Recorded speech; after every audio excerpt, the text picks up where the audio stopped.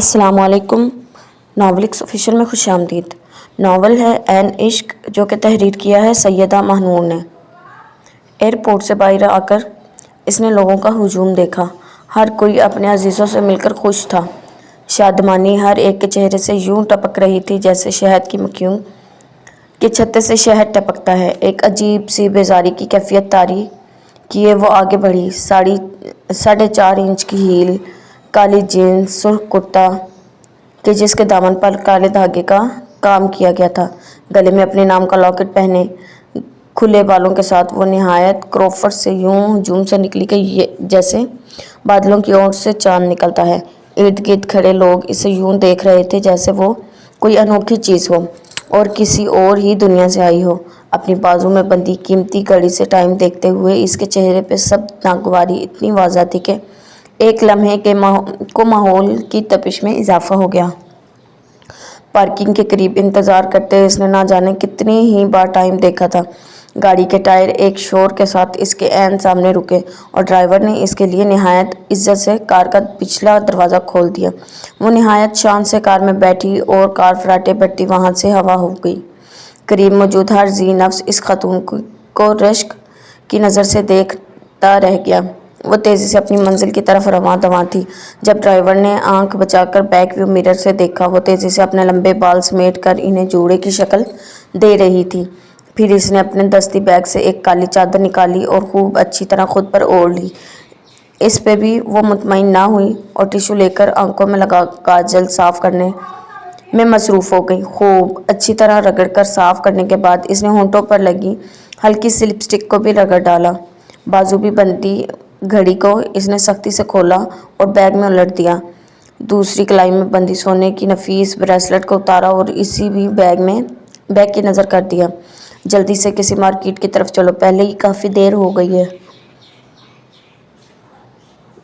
وہ پہلی بار ڈرائیور سے مخاطب تھی۔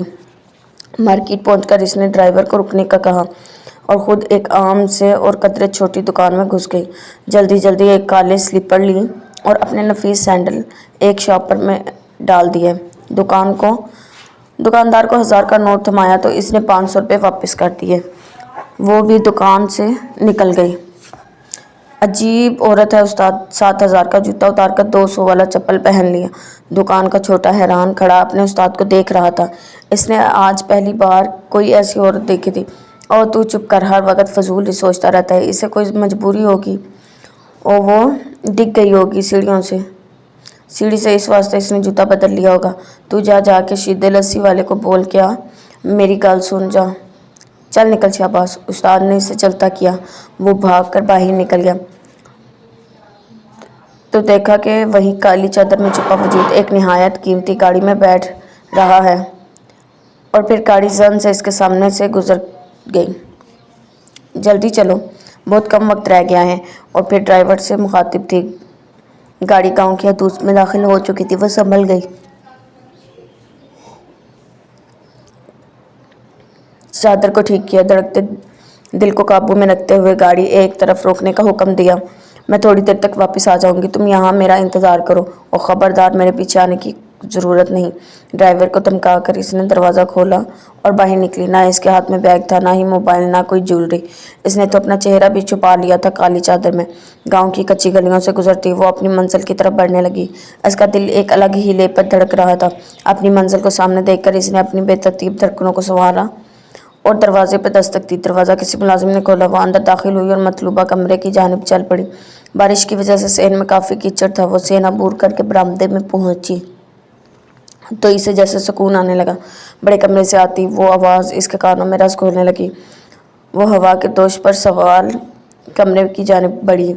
کمرے کے باہر جوتوں کا ایک ڈھیر لگا تھا۔ اس ڈھیر کے پاس اس نے بھی اپنی چپل اتاری اور کمرے میں داخل ہو گئی۔ گاؤں کے مرد نہایت ادب سے زمین پر بیٹھے تھے۔ چودھری فتح محمد اور اس کا اکلوتا بیٹا چودھری سکندر کی جس کی دہشت گردنواں کے دیہاتوں میں بھی پھیلی ہوئی تھی، گاؤں کا اکلوتا نمبردار جس کا نخرہ آسمانوں پہ باتیں کر رہا تھا، اور معزز پنچایت کے بھی سارے رکن اپنی پگڑیاں اتار کے ایک جذب کی کیفیت سے اس ہستی کی جانب دیکھ رہے تھے۔ غریب کسان، حاری مزدور طبقہ بھی پچھلی صفوں میں بیٹھا تھا۔ زنان خانہ ایک پردہ لگا کر الگ کر دیا گیا تھا، جہاں گاؤں کی قریباً ساری ہی عورتیں موجود تھیں، جوان، بوڑھی، کنواری، بیوہ، یتیم۔ خود چودھری فتح محمد کی اپنی پہلی بیوی جو کہ اس گاؤں کی تھی، جبکہ اس نے حال ہی میں دوسری شادی ایک نوجوان دوشیزہ سے رچائی تھی، وہ دونوں خواتین بھی زنان خانے میں موجود تھیں۔ ان کے کپڑے اور زیور دیکھ کر گاؤں کی غریب عورتیں احساس کمتری میں مبتلا رہتی تھیں۔ ان کی 3 عدد ملازمائیں پہلے آتی اور ان کے لیے گھر سے لایا گیا قالین بچھایا جاتا۔ پھر خاص پردے میں وہ خواتین تشریف لاتی اور قالین پر گاؤں تکیے لگا کر بیٹھتی۔ ایک ملازمہ ہمہ وقت ان کی خدمت کے لیے موجود رہتی۔ وہ اپنی چپل اتار کر کمرے میں داخل ہوئی، آنکھوں میں شوق کا ایک جہاں آباد کیا۔ اس نے کالی شال اوڑھے اس ہستی کو دیکھا اور دھیمی رفتار سے چلتی عورتوں کے لیے مخصوص کیے گئے حصے میں پہنچ گئی۔ سب عورتوں نے اسے دیکھا اور پہچان لیا، البتہ بڑی بیگم صاحبہ کو اس کی آمد کوئی خاص پسند نہ آئی۔ ان کے ماتھے پہ بڑی شکنوں میں نہ جانے کیوں اضافہ ہو گیا۔ اس نے ابھی تک نقاب نہیں الٹا تھا اور وہاں ہی پردے سے لگ کر وہ پردے سے باہر ایک خوبصورت تصویر کو خود میں جذب کر رہی تھی۔ ادھر وہ بھوری آنکھیں جھکی ہوئی تھی، کالے لباس میں ملبوس، اپنے چوڑے شانوں پر کالی چادر ڈالے، ہاتھوں میں سفید موتیوں کی تسبیح تھامے سید کبیر شاہ کہیں سے بھی وہ تو 28 سال کا نہیں لگتا تھا، چہرے پر سنت رسول سجائے، دھیما لہجہ، ہلکی آواز، وہ اپنی عمر سے 10-12 سال زیادہ کا نظر آتا تھا۔ گاؤں کا بچہ بچہ اس کی عزت کرتا اور ہر کوئی اس کے گن گاتا تھا۔ اس نے کچھ ہی عرصے میں سب کے دل جیت لیے تھے۔ وہ تھا بھی تو ایسا ہی، ہر کسی کی مدد کرنے والا، نیک، خوبرو، اپنے کام سے کام رکھنے والا۔ کسی نے آج تک اسے کھل کے ہنستے ہوئے نہیں دیکھا تھا۔ کسی کا بھی مسئلہ ہو، شاہ صاحب کے پاس ہر مسئلے کا حل تھا۔ وہ مسائل یوں حل کر دیتے تھے کہ سائل دم بخود رہ جاتا۔ کوئی نہیں جانتا تھا کہ یہ خدا کا بندہ آیا کہاں سے اور کون ہے۔ دیکھ کرم دین، تیری عرضی میں نے گاؤں والوں کے سامنے رکھ دی ہے، اب آگے تیری دی کی قسمت ہے کہ کون آتا ہے اس کی مدد کو۔ میری جو استطاعت تھی وہ میں نے کر دی، باقی دیکھ میرے پاس مال دنیا نہیں ہے، ہاں تیری دی کے سر پر ہاتھ رکھنے میں اس کی شادی میں ضرور آؤں گا۔ شاہ جی گاؤں کے ایک کمی سے مخاطب تھے۔ میرے بھائیوں، ماؤں اور بہنوں، ایک کرم دین ہمارا بھائی ہے، ہم نے خود کو ذاتوں میں تقسیم کر رکھا ہے، ورنہ خمیر تو ہمارا ایک ہی مٹی سے گوندا ہوا ہے۔ اس سونے رب نے، اور بیٹیاں تو ویسے بھی سب کی سانجھی ہوتی ہیں نا، اس کی بیٹی کی شادی میں شامل ہونا ہمارے فرض ہے اور اس کی مدد کرنا ہمارے ایمان کا حصہ۔ مجھے امید ہے کہ آپ سب مجھے ہمیشہ کی طرح اس بار بھی مایوس نہیں کریں گے۔ شاہ جی کے چہرے پر ہلکی سی مسکراہٹ نمودار ہوئی۔ عصر کا وقت ہونے والا تھا، آپ سب سے پھر ملاقات ہوگی، ایک دوسرے کے کام آئیں، رب سونا آپ سب کے کام آسان کرے گا۔ محفل برخاست ہو گئی، سب لوگ شاہ جی سے ہاتھ ملا کر رخصت ہونے لگے۔ وہ ابھی تک پردے سے لگی کھڑی تھی۔ عورتیں بھی رخصت ہو گئی اور چوتھریوں کی ملازمہ قالین بھی طے کر کے لے گئی، لیکن وہ نہ جانے کیوں ابھی تک وہاں ہی کھڑی تھی۔ شاہ جی کمرے سے نکل گئے اور سامنے برآمدے میں لگے ٹیوب ویل سے پانی نکال کر وضو کرنے لگے۔ وہ آہستہ آہستہ چل کر باہر آ گئی، دروازے سے لگ کر کبیر شاہ کو وضو کرتے دیکھنے لگی۔ شاہ جی پلٹے اور اسے اپنی جانب متوجہ دیکھ کر اس کی طرف بڑھے۔ کیا بات ہے بی بی، تو کیوں آ جاتی ہے؟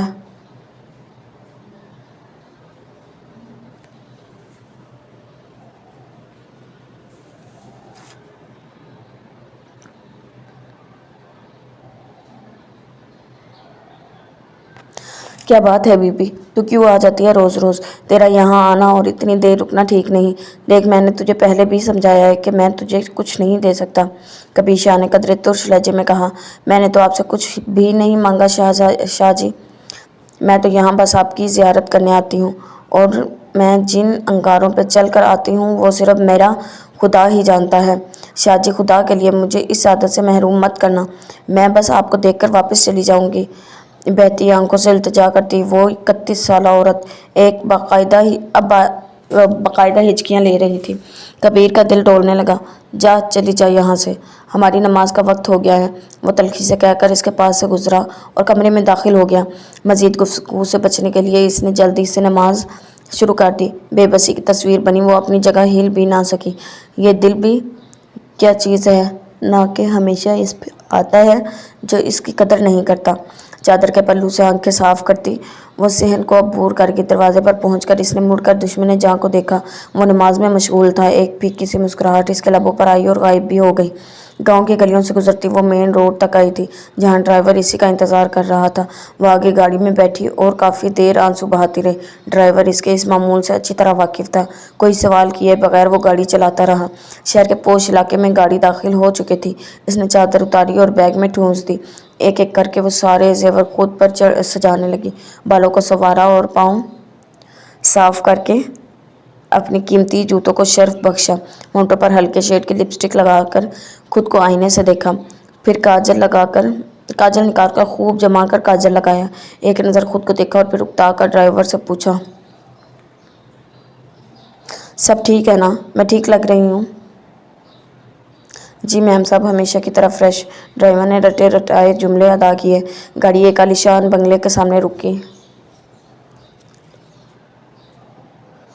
اور وہ ایک ادا سے گاڑی سے اتری اور اندر داخل ہو گئی۔ ارے ستارہ، ادھر آؤ، تم کہاں سے آ رہی ہو؟ ذرا مجھے بھی تو خبر ہو۔ گڈی باجی نے پان کو منہ میں سیٹ کرتے ہوئے اسے مشکوک نظروں سے دیکھا۔ کیا ہے گڈی باجی، میں ذرا مارکیٹ تک گئی تھی۔ آپ بھی تفتیش کرنے بیٹھ جاتی ہیں۔ دیکھیں میں آپ کے لیے کیا لائی ہوں، کراچی سے۔ اس نے ہاتھ میں پکڑے ایک شاپر کی طرف اشارہ کیا۔ ارے چھوڑ اسے۔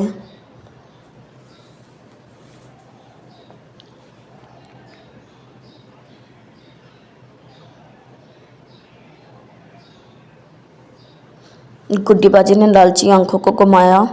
یہ بتائے اس موئے شیخ نے کتنے پیسے دیے؟ آپ کے پیسے آپ کو مل جائیں گے۔ میں ذرا تھوڑا آرام کر لوں، وہ نخوت سے کہتی سیڑھیاں چڑھ گئی۔ ادھر گڈی باجی نے جلدی سے موبائل نکالا اور ایک نمبر ملایا۔ ہیلو، جی ملک صاحب۔ جی میں نے یہی اطلاع دینے کے لیے فون کیا تھا، وہ آپ کی لیلا آ گئی ہے کراچی سے۔ جی آپ کا ہی گھر ہے، جب مرضی آئیں۔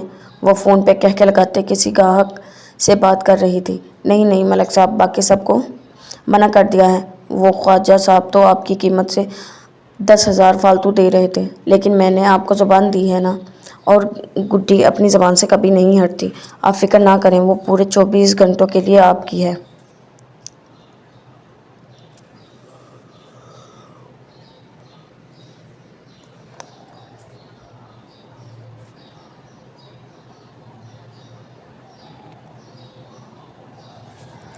وہ اپنے کمرے میں بستر پر آڑی ترچھی لیٹی کبیر شاہ کے بارے میں سوچ رہی تھی۔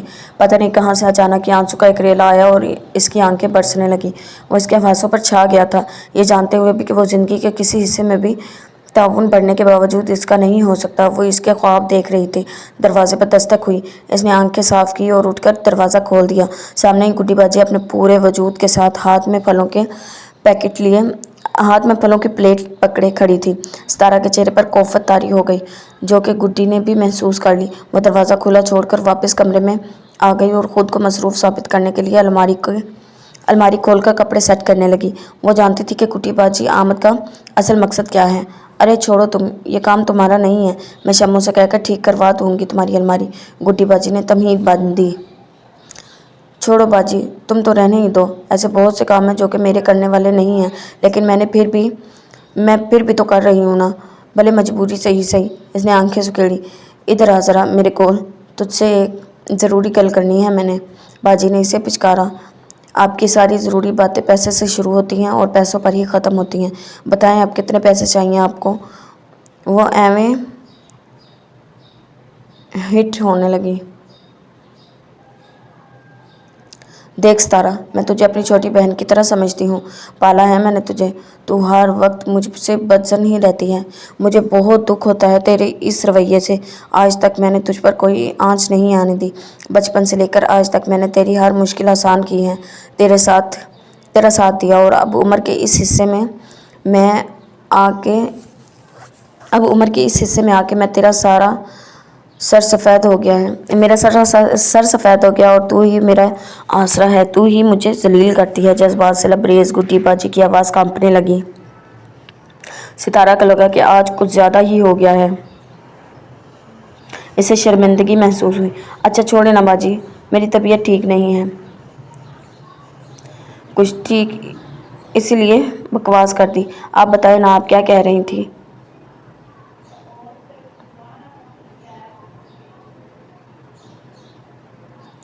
ستارہ نے آرام سے پوچھا۔ گڈی باجی کی بانجھیں اسے پرانی ڈگر پر آتا دیکھ کر کھل گئی۔ وہ ملک صاحب ہے نا؟ کون ملک صاحب؟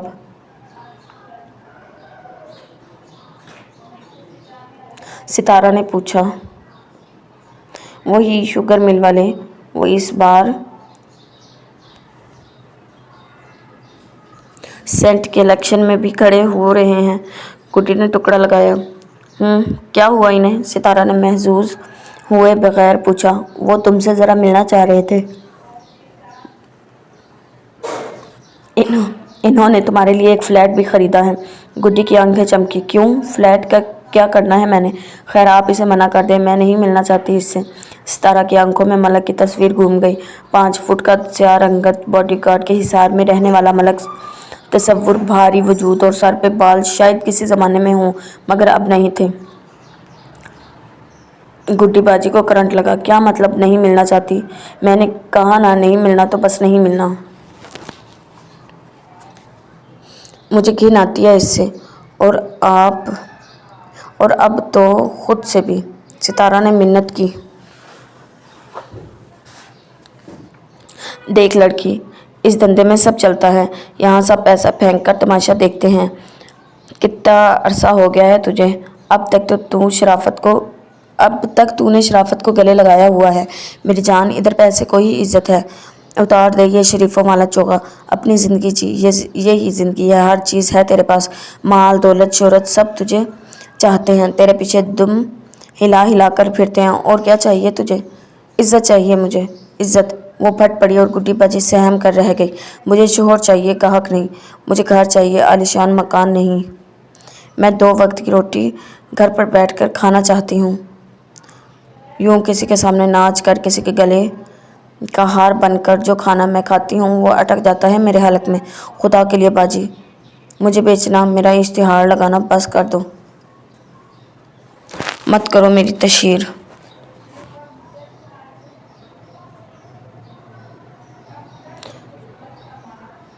مت ادھیڑو میری روح کے ٹانکے۔ میں تھک گئی ہوں خود کو بیچ بیچ کر۔ اتارو یہ برائے فروخت کا سٹیکر میری ذات سے۔ رحم کرو باجی، مجھ پر رحم کرو۔ وہ گڈی باجی کے قدموں میں بیٹھی اور اس کے ترلے کر رہی تھی۔ گڈی باجی کے جس نے اپنی زندگی کے 38 سال اس کام میں گزار دیے تھے۔ وہ ستارہ کے باتوں سے دب گئی۔ انہیں نئے خطرات لاحق ہونے لگے۔ یہ تو کس شے پر اتنا بول رہی ہے؟ ستارہ، مجھے سچ سچ بتا، کون ہے جس نے تجھے یہ سب اسباق دکھائے ہیں؟ ستارہ کی آنکھوں میں ایک شبیہ اتر آئی۔ بول ستارہ، کس نے لارا لگایا ہے تجھے؟ تو طوائف ہے، طوائف تو بیوی نہیں بن سکتی۔ کوئی تجھ سے اپنی اولاد کو جنم نہیں دلوائے گا۔ ساری زندگی کی گالی ہے یہ، اور تیری اولاد یہ گالی سنے گی۔ ستارہ تو گڈی باجی کی بات سن ہی نہیں رہی تھی۔ اس کے کانوں میں تو ابھی تک اسی ظالم کے جملے گونج رہے تھے۔ جا چلی جا، میں تجھے کچھ نہیں دے سکتا۔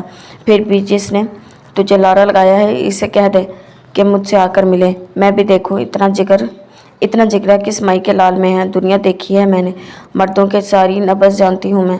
تو اسے فون کر، بلوا اسے۔ تو سن رہی ہے نا میں کیا کہہ رہی ہوں؟ اس کی آنکھیں خلا میں کسی نقطے پر مرکوز تھی اور کانوں میں ایک ہی آواز، میرے پاس مال دنیا نہیں، میں تجھے کچھ نہیں دے سکتا۔ ستارہ باجی نے اسے کندھوں سے پکڑ کر ہلا ڈالا۔ وہ جیسے اچانک ہوش میں آئی۔ شام کو تیار رہنا، ملک صاحب آئیں گے، اور یہ جو شکل پر 12 بجا رکھے ہیں نا اسے ٹھیک کرو۔ تم ایک طوائف ہو اور طوائف کی بھی عزت ہوتی ہے، ہر عورت نہ بن سکتی طوائف، یہ بڑے دل گردے کا کام ہے۔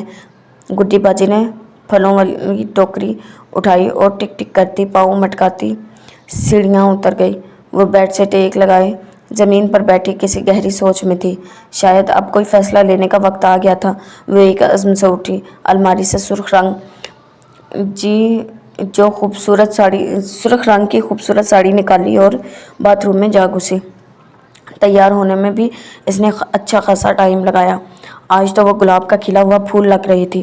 جب اس نے گاڑی کے ہارن کی آواز سنی، کھڑکی کا پردہ ہٹا کر اس نے دیکھا کہ ملک تصور کی سفید پراٹو جو اس نے پچھلے مہینے ہی 75 لاکھ کی خریدی تھی اور اسے تحفتاً دینی چاہی تھی، اس کے گراج میں داخل ہوئی۔ ملک صاحب مسلح کاٹ کے جلوس میں گاڑی سے برآمد ہوئے، ان کے چہرے پر وہی مکروہ ہنسی کی جو اب ان کی شخصیت کا خاصہ بن چکی تھی۔ ستارہ نے ناک سکیڑا اور اس کی تیوری پر بڑے بلوں میں اضافہ ہو گیا جب ملازمہ اسے اطلاع دینے آئی۔ اس وقت وہ لپسٹک کو مزید گہرا کر رہی تھی۔ ملازمہ کو بھیج کر اس نے خود کو دیکھا، وہ بے پناہ حسین لگ رہی تھی، مگر اسے خود سے گھن آنے لگی۔ وہ شیشے کے سامنے سے ہٹی اور ساڑی کا پلو سنبھالتی کمرے سے باہر نکل گئی۔ لاؤنج میں بیٹھے ملک تصور نے اسے دیکھا اور اس کی آنکھیں خیزاں ہونے لگیں۔ وہ اپنی تمام توانائیوں کے ساتھ ملک کے پہلو سے آ کر لگ گئی۔ گڈی نے سکون کا سانس لیا کہ اس کی عزت رہ گئی۔ اچھا اب آپ ہمیں اجازت دیں، ہم چاہتے ہیں کہ زیادہ سے زیادہ وقت اپنی ستارہ کے ساتھ گزاریں۔ ملک نے ستارہ کو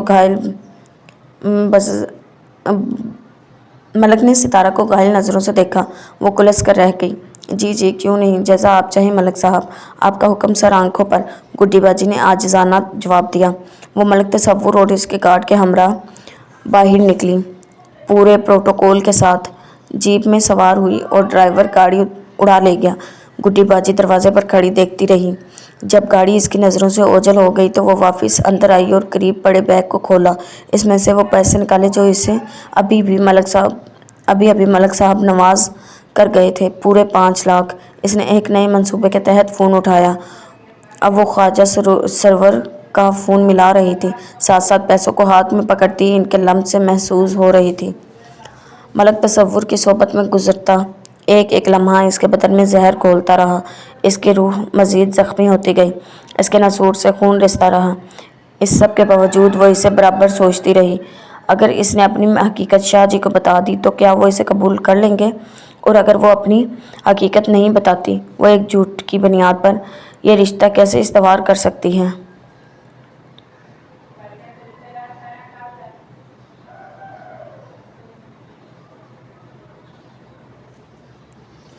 ایسے ہزار سوالات اس کے دماغ پر ہتھوڑے کی طرح برس رہے تھے۔ ستارہ، کہاں گم ہو یار؟ جب سے آئی ہو بالکل ہی چپ ہو۔ ملک نے اس کی خاموشی کو محسوس کر لیا۔ کیا ہو گیا ہماری لیلا کو؟ نہیں تو ایسی تو کوئی بات نہیں ملک صاحب۔ وہ بناوٹی ہنسی ہنسنے لگی۔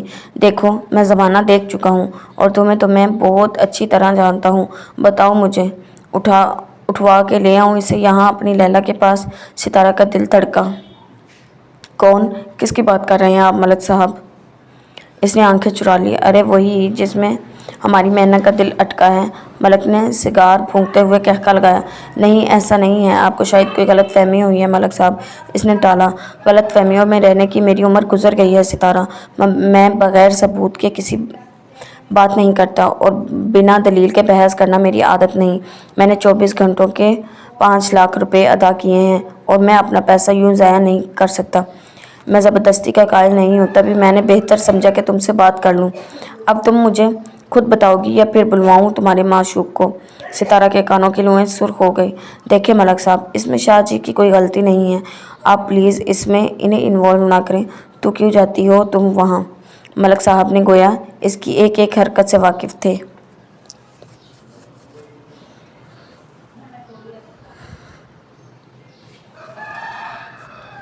میں تو صرف وہاں شاہ جی کی زیارت کرنے جاتی ہوں۔ اس کی نگاہ ادب سے جھک گئی۔ ہا ہا ہا، زیارت، ہا ہا ہا۔ ملک کا فلک شگاف کہکا برآمد ہوا۔ بس کرو ستارہ، تمہارے منہ سے ایسی باتیں اچھی نہیں لگتی۔ کیوں، کیا ہے میرے منہ کو؟ اس نے ڈرتے ڈرتے سوال کیا، یہ جانتے ہوئے بھی کہ جواب کیا ہے۔ تمہارے منہ کو تو کچھ نہیں ہوا، بہت خوبصورت ہے، ملک نے آنکھ دباتے ہوئے کہا۔ ستارہ کے اندر زہر پھیل گیا۔ چلو تمہیں سرپرائز دیتے ہیں ایک۔ اس نے اٹھ کر اپنا ہاتھ ستارہ کی طرف بڑھایا، جسے تھام کر ستارہ بھی اٹھ کھڑی ہوئی۔ کیا سرپرائز ملک صاحب؟ ابھی چل پتہ چلتا ہے، آؤ میرے ساتھ۔ وہ اس کا ہاتھ تھامے باہر لے گیا اور ڈرائیور کو گاڑی نکالنے کا اشارہ کیا۔ ستارہ کا دل سوکھے پتے کی مانند لرزنے لگا۔ گاڑی شہر کی حدود سے نکل کر جانے پہچانے راستوں پر دوڑ رہی تھی۔ ستارہ کی نبض ڈوبنے لگی۔ کیا ہوا؟ میری مینا کو اتنی گھبرا کیوں رہی ہو؟ تم تو ایسے ڈر رہی ہو جیسے اس راستے پر پہلے کبھی نہیں آئی۔ ملک صاحب تو آج نہ جانے کون کون سے بم اس کے سر پر پھاڑ رہے تھے۔ اس کی کشادہ پیشانی پر پسینے کے قطرے اس کی بے بسی کا تماشا دیکھنے نمودار ہو گئے۔ گاڑی مانوس گلیوں سے ہوتی ہوئی ایک سیاہ دروازے کے پاس رک گئی تھی۔ جاؤ جا کے زیارت کراؤ اپنے شاہ جی کی، ملک نے زہر خندہ لہجے میں کہا۔ آپ یہ ٹھیک نہیں کر رہے ملک صاحب، پلیز ایسا نہ کریں۔ میں نے شاہ جی کی یوں تحقیر نہیں کر سکتی۔ وہ روحانسی ہو گئے۔ تحقیر کہاں میری بلبل، میں تو اسے آج عزت دینے آیا ہوں۔ چلو ہم بھی تمہارے ساتھ چلتے ہیں۔ ملک صاحب نے اسے ہاتھ سے پکڑا اور زبردستی سے گاڑی سے اتارا اور جا کر دروازے پر دستک دی۔ ستارہ نے ایک نظر اپنے حلیے پر ڈالی۔ اس کا حلیہ نہایت غیر مناسب تھا۔ دروازہ کھل چکا تھا۔ ہم شاہ جی کی زیارت کرنے آئے ہیں۔ ملک تصور نے ایک بھرپور نظر ستارہ پر ڈالی اور اندر پیغام بھجوایا۔ اس کے 4 عدد مسلح گارڈ بھی اس کے ہمراہ تھے۔ اندر سے جواب آ گیا تھا۔ انہیں حاضری کی اجازت مل گئی تھی۔ آگے پیچھے وہ سب اندر داخل ہوئے۔ آج خلاف معمول اتنے لوگ نہیں تھے۔ بڑے کمرے میں انہیں مہمان خانے میں بٹھایا گیا۔ ستارہ نے کمرے میں آ کے پیچھے دیکھا کہ شاید اسے کوئی چادر وغیرہ مل جائے، وہ شاہ کے سامنے اس حلیے میں جائے۔ یہ اس کی حیا نے گوارا نہ کیا۔ کبیر شاہ کمرے میں داخل ہوا اور بآواز بلند سلام کیا۔ ایک نظر ستارہ پر ڈالی اور پھر واپس پلٹ گیا۔ ارے یہ تو مقابلے سے پہلے ہی میدان چھوڑ گیا، ملک صاحب نے کہلکایا اور اس کے پالتو بھی اس کے ساتھ ہنسنے لگے۔ ستارہ کے دل چاہا زمین پھٹے اور وہ اس میں سما جائے، لیکن خدا عذاب بھی اپنی مرضی سے ہی بھیجتا ہے۔ نہ زمین پھٹی نہ آسمان گرا۔ وہ کمرے کے بیچوں بیچ بے بسی اور تمسخر کا نشان بنی کھڑی تھی۔ آنسو اس کی آنکھوں سے نکل کر اس کی قمیض کے دامن میں جذب ہونے لگے۔ چند ثانیے گزرے اور چشم فلک نے دیکھا کہ کبیر شاہ واپس پلٹا اور ایک چادر لا کر ستارہ کے برہنہ سر پر اوڑھ دی۔ ستارہ کا تو انگ انگ سجدہ شکر بجا لانے لگا۔ اس نے فوراً سے چادر کو سر پر لپیٹا اور خود کو چادر میں چھپا لیا، بلکہ ویسے ہی جیسے وہ پہلے شاہ کی خدمت میں آیا کرتی تھی۔ جی فرمائیے، میں کیا خدمت کر سکتا ہوں آپ کی؟ شاہ جی اب ملک صاحب سے مخاطب تھے۔ آپ نے کیا خدمت کرنی ہے ہماری جناب؟ آپ شاید مجھے جانتے نہیں۔ ملک نے غرور سے مونچھوں کو گھمایا۔ درست فرمایا، بندہ ناچیز آپ سے قطعاً ناواقف ہے اور نہ ہی یہ جاننا چاہتا کہ آپ کی آمد کا مقصد کیا ہے۔ اگر آپ اپنا مدعا بیان جلدی کر دیں تو آپ کی مہربانی ہوگی۔ دراصل مجھے ایک نکاح کی شرکت میں تقریب میں شرکت کرنی ہے۔ کبیر شاہ نے مختصراً اپنی پوزیشن کلیئر کی۔ اس عورت کو جانتے ہو؟ ملک نے ستارہ کی طرف اشارہ کیا۔ نہیں، کبیر نے مختصراً جواب دیا۔ ستارہ کو لگا وہ پل صراط پر کھڑی ہے، مگر یہ کیسے ہو سکتا ہے؟ میں نے اسے 1000 بار یہاں آتے دیکھا ہے۔ پھر تم کیوں نہیں جانتے اسے؟ ملک کو تاؤ آ گیا تھا۔ دیکھیں بھائی صاحب، عورتیں جو کہ میری بہنیں بیٹیوں کی حیثیت سے درس سننے آ جاتی ہیں، ان کے لیے اگر الگ پردے کا انتظام کیا جاتا ہے۔ میں چہرے سے نہیں جانتا کسی کو بھی، اور نہ ہی یہ مجھے زیب دیتا ہے کہ میں آنکھوں کی چوری کروں۔ یہ خاتون اگر یہاں آتی رہی ہیں تو یہ آپ کو زیادہ بہتر بتا سکتی ہیں۔ شادی شدہ ہو؟ پھر سوال آیا۔ نہیں، نہایت اختصار سے جواب آیا۔ کیوں نہیں کی شادی؟ کبیر شاہ کو جلال آ گیا۔ دیکھیے، آپ جو کوئی بھی ہو، میں آپ کو یہ حق نہیں دوں گا کہ آپ میری ذاتیات میں دخل اندازی کریں۔ یہ میرا ذاتی مسئلہ ہے اور میں اپنے ذاتی مسائل یوں اجنبی لوگوں کے سامنے ڈسکس نہیں کرتا۔ بہتر ہوگا اب آپ تشریف لے جائیں، مجھے بھی دیر ہو رہی ہے۔ اللہ حافظ۔ ملک صاحب اپنی توہین برداشت نہ کر سکے۔ اسے تو میں بعد میں دیکھوں گا، پہلے تجھے دیکھ لوں۔ حرام کماتا ضرور ہوں، مگر تجھ جیسے کے لیے نہیں جو کھائے میرا اور دل کہیں اور لگائے۔ ملک نے ستارہ کا بازو سختی سے پکڑا اور اسے گھسیٹ کر باہر لے جانے لگا۔ ستارہ نے پیچھے مڑ کر کبیر کو دیکھا۔ پتہ نہیں کیوں کبیر کا دل ڈول گیا۔ اسے لگا کہ کچھ غلط ہونے والا ہے۔ شاہ جی، ستارہ نے کسی امید کے تحت اسے پکارا تھا۔ پتہ نہیں کیوں اسے لگا کہ وہ اسے بچا لے گا۔ جی تو جناب، یہ ہے ہماری آج کی قسط۔ دوسری قسط کے ساتھ انشاءاللہ جلد حاضر ہوں گے۔ اللہ حافظ۔